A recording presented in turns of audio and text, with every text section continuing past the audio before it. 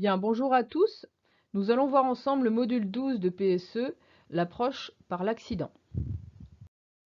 Donc l'objectif, c'est d'être capable d'analyser la survenue d'un accident de façon à trouver des actions correctives et donc éviter la survenue d'un nouvel accident. C'est un module qui peut être utile dans le cadre professionnel. Donc pour ça, on va partir d'une situation. Donc ici, une situation d'accident survenue dans une entreprise au mois d'avril. Accident où un salarié a eu la main emportée et donc écrasée dans une machine à rouleau. Donc je vous lis la situation. Un homme est grièvement blessé à la main après un accident du travail ce jeudi matin. Un salarié âgé de 57 ans effectuait vers 8 heures des tests sur une machine à rouleau dans l'entreprise Lizy Automotive à Dal dans le Doubs. L'homme pose sa main gantée sur l'un des rouleaux. Il a retiré la sécurité. Son gant est dans un premier temps emporté, suivi de sa main. Une main qui se coince entre deux rouleaux, toujours en fonctionnement. Ce sont les cris de la victime qui alertent les autres employés. Il a été transporté en urgence à l'hôpital de Mulhouse. Donc à partir de cette situation, on va dans un premier temps se mettre d'accord sur de la terminologie, à savoir être capable de distinguer un fait d'un jugement. Donc pour ça, je vous ai mis 6 affirmations et je vais vous demander sur une feuille de cocher pour chaque affirmation si pour vous il s'agit d'un fait ou plutôt d'un jugement ou d'une opinion. Donc vous avez les affirmations suivantes. Le salarié avait 57 ans. Le salarié était âgé. Le salarié n'avait pas mis la sécurité de la machine. Le salarié a été imprudent. Il faisait chaud. Et enfin, le gant a été emporté par le rouleau. Donc si vous n'avez pas eu le temps de cocher s'il s'agit d'un fait ou d'un jugement, je vous invite à mettre la vidéo sur pause et à reprendre dès que c'est fait. Allez, on passe à la correction. Alors, le salarié avait 57 ans. Bien évidemment, il s'agit d'un fait. Le salarié était âgé. Alors, cette fois-ci, âgé, par rapport à qui? Par rapport à quoi? C'est difficilement mesurable. Donc cette fois-ci, on va être dans le jugement ou dans l'opinion. Le salarié n'avait pas mis la sécurité de la machine. Il s'agit d'un fait, puisque là, on est sur quelque chose de vérifiable. Le salarié a été imprudent. Alors, quand je dis que le salarié a été imprudent, je le juge. Je qualifie son comportement comme étant imprudent. Mais je le juge imprudent par rapport à mon vécu ou par rapport à ce que moi j'aurais voulu faire dans sa situation. Donc, je suis dans le jugement. Il faisait chaud. Alors vous allez me dire, la chaleur, on peut la mesurer. Oui, sauf qu'ici, je ne vous ai pas donné la température. Donc quand je vous dis il faisait chaud, vous pouvez très bien m'opposer. Moi, je ne trouve pas qu'il fait particulièrement chaud. Et donc, c'est par rapport de nouveau à moi et non pas à quelque chose de mesurable et de vérifiable. Donc ici, attention, on est dans le jugement. Et enfin, le gant a été emporté par le rouleau. On est bien sur un fait. Alors, qu'est-ce qu'il faut retenir de ce petit exercice? Il faut retenir qu'un fait, c'est quelque chose de vérifiable, de mesurable. Par contre, à l'inverse, un jugement, c'est quelque chose qui va varier en fonction des personnes. Donc on a fait cet exercice parce que dans l'analyse d'un accident, il ne faut se baser que sur les faits et jamais sur des jugements.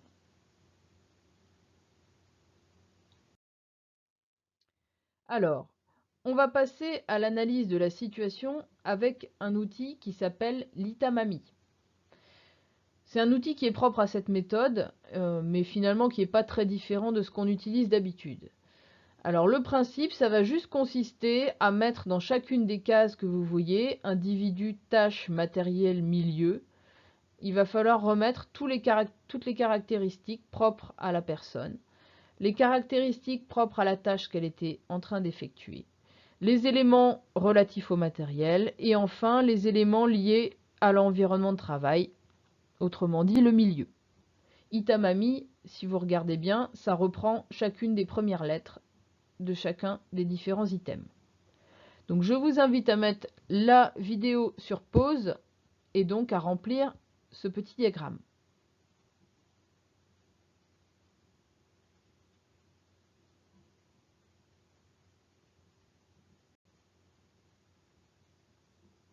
On va passer à la correction. Donc dans la situation présente, les éléments liés à l'individu. On sait que le salarié avait 57 ans et également qu'il portait des gants. Au niveau des tâches réalisées, on sait qu'il était en train d'effectuer des tests sur une machine. Au niveau du matériel, on sait qu'il s'agit d'une machine à rouleau et on sait également que la sécurité avait été enlevée. Et enfin, sur le milieu, on sait qu'il s'agit de l'entreprise Lisi Automotive à Dal.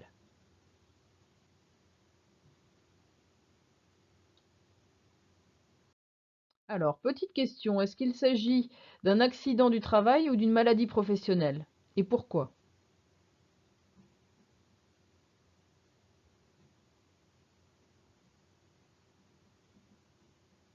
Alors ici, on est dans un accident du travail. Pourquoi? Parce qu'il s'agit d'un événement soudain et qui survient dans le cadre du travail et donc en lien direct avec le travail. On va passer maintenant à la réalisation du fameux schéma de l'arbre des causes. C'est celui qui est tombé au bac l'année dernière. Donc l'arbre des causes, on part d'une page blanche. Vous n'aurez pas de schéma à apprendre puisqu'en fait, on va reconstituer le schéma du scénario de l'accident et donc chaque accident a son schéma qui lui est propre. C'est un schéma qu'on va construire de la droite vers la gauche. C'est une convention. Donc on n'a pas le choix. Alors, on le construit sous forme de bulle et donc la première bulle, on va la placer donc à l'extrémité de notre feuille à droite.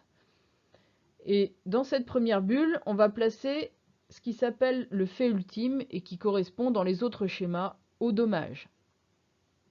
Ici, le dommage, c'est la main écrasée. Donc ici, on a posé notre première bulle. Il va falloir maintenant se poser des questions à chaque étape. Donc on va se poser toujours les mêmes questions. Qu'a-t-il fallu pour que la main soit écrasée? Et on va essayer d'y répondre. Et c'est ce qui va nous construire notre scénario. Pour que la main soit écrasée, il a fallu qu'elle aille dans les rouleaux. Première étape. Est-ce que c'est suffisant? Bah oui, la main dans les rouleaux, c'est suffisant pour expliquer la main écrasée. Ok. Étape suivante. Qu'a-t-il fallu pour que la main aille dans les rouleaux? Eh bien, il a fallu que le gant aille dans les rouleaux. Donc on décompose ainsi, question par question, et surtout en allant vers les choses les plus évidentes. C'est un raisonnement très naïf, mais il ne faut pas louper d'étape. Je ne peux pas aller directement de la main écrasée au gant dans les rouleaux. C'est important de bien séparer étape par étape. Donc pour que ma main aille dans les rouleaux, il a fallu que mon gant aille dans les rouleaux. Est-ce que c'est suffisant pour l'expliquer? Oui. Qu'a-t-il fallu pour que mon gant aille dans les rouleaux? Alors, qu'a-t-il fallu pour que le gant aille dans les rouleaux? Réfléchissez bien. Cette fois-ci, il n'y a pas qu'une seule chose. Il va falloir 3 conditions pour que mon gant finisse entraîné dans les rouleaux. La première réponse, elle est très très évidente. Pour que mon gant finisse dans les rouleaux, eh ben déjà, il faut qu'il soit à côté des rouleaux. Puisque finalement, il a été entraîné accidentellement. C'était pas volontaire. Donc déjà, il faut qu'il soit à côté. Est-ce que c'est suffisant pour expliquer mon gant dans les rouleaux? Non. Il a fallu autre chose. Deuxième condition, là encore, on est dans des évidences, mais qui ont toute leur importance. Eh ben, il a fallu que la machine soit en marche, parce que mon gant près des rouleaux, si la machine n'est pas en fonctionnement, il ne se passe rien. Est-ce que c'est suffisant pour expliquer le gant pris dans les rouleaux? Bah toujours pas, parce que ma machine en marche et le gant près des rouleaux, si j'ai une sécurité, il ne se passe rien. Donc la dernière condition, c'était le fait qu'on avait retrouvé tout à l'heure, la sécurité enlevée. Et là, est-ce que c'est suffisant pour l'expliquer? Oui. Donc mon gant a fini pris dans les rouleaux parce que ma machine était en marche, parce qu'il était à proximité des rouleaux et parce que la sécurité était enlevée. Et là, je peux répondre oui. Donc lorsque j'arrive à répondre oui à mon schéma, à la fin, je l'ai terminé. Puisqu'ici, je n'ai plus d'autres éléments. On ne peut pas aller questionner pourquoi la machine était en marche. Éventuellement, on pourrait continuer en mettant parce qu'il faisait des tests, mais on va pas aboutir à des choses satisfaisantes. Donc le principe ici, sur cette situation simple, c'est vraiment d'identifier les 3 causes qu'on va appeler des causes racines, et qui sont identifiées ici, c'est-à-dire la machine en marche, le gant près des rouleaux et la sécurité enlevée. Quand on n'a plus d'éléments à rajouter par rapport à la situation, on arrête son schéma. Une fois qu'on arrête son schéma, on va pouvoir utiliser ces causes racines pour trouver des solutions d'amélioration. Donc le principe vraiment de ce schéma, c'est comme si on refaisait le scénario de l'accident à l'envers. On rembobine et on refait l'accident. Donc ici, dans la situation présente, on va proposer des actions correctives. Alors par exemple, pour la sécurité, on va pouvoir proposer de reformer les salariés à la sécurité, ou éventuellement de trouver une nouvelle sécurité intrinsèque de façon à ce qu'on ne puisse pas l'enlever. On pourrait proposer aussi l'interdiction du port de gants, puisque visiblement ça crée un nouveau risque au niveau de ce poste de travail. Et enfin, on pourrait autrement proposer une nouvelle règle de sécurité, par exemple, imposer l'arrêt de la machine pour toute manipulation avec des gants. Donc voilà l'ultime étape, la proposition d'action corrective. Donc maintenant, c'est à vous de jouer. Donc pour voir si vous avez bien intégré la démarche, je vous propose de réaliser un petit exercice. Donc cette fois-ci, on part d'une nouvelle situation. Paul est ouvrier dans le bâtiment. Il travaille sur le chantier de construction d'une maison individuelle. Il travaille sans casque. Et un jour, on lui demande un travail urgent. Il prend donc un raccourci sur le chantier. Le vent souffle fort et une tuile tombe du toit. Paul la reçoit et est blessé à la tête. Donc, dans un premier temps, commencez par classer les différents faits sur le schéma de l'Itamami. Individu, tâche, milieu, matériel. Et ensuite, essayez de réaliser l'arbre des causes. Donc pour rappel, ce n'est pas la peine de vous baser sur le schéma qu'on a vu précédemment, il n'y a pas de schéma type. Et donc c'est important de bien mettre les causes qui doivent être conjointes de façon à provoquer l'accident.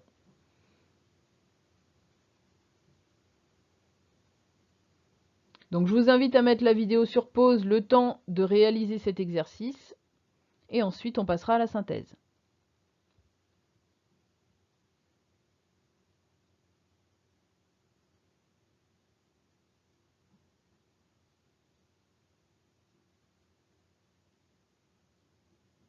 Alors, en résumé, qu'est-ce qu'il faut retenir de la démarche?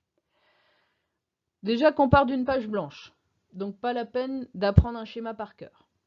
Ensuite, donc le schéma, il est différent pour chaque situation. On le construit de la droite vers la gauche.